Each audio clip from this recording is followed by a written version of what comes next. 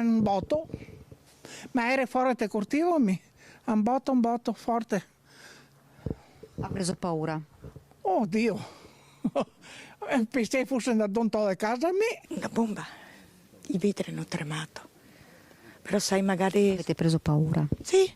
La deflagrazione è stata potentissima e ha scosso il cuore dei Colli del Prosecco, a Guia di Valdobbiadene, una passione fatale spesso ai limiti della legalità, quella costata la vita ad Attilio Frare, 56 anni, morto per l'esplosione di un residuo della Grande Guerra. Durante il maneggio di un ordigno risalente alla Prima Guerra Mondiale, causa un'errata manovra, lo stesso esplodeva e il soggetto decedeva sul colpo.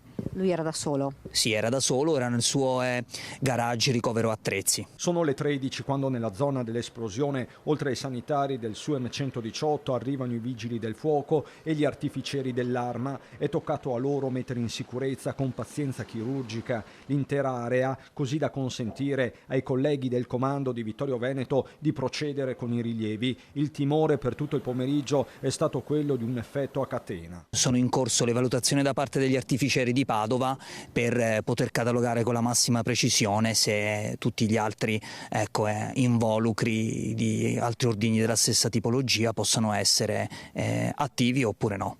Era la sua passione questa di questo signore? Verosimilmente sì, a giudicare dal numero di involucri che erano lì presenti, assolutamente.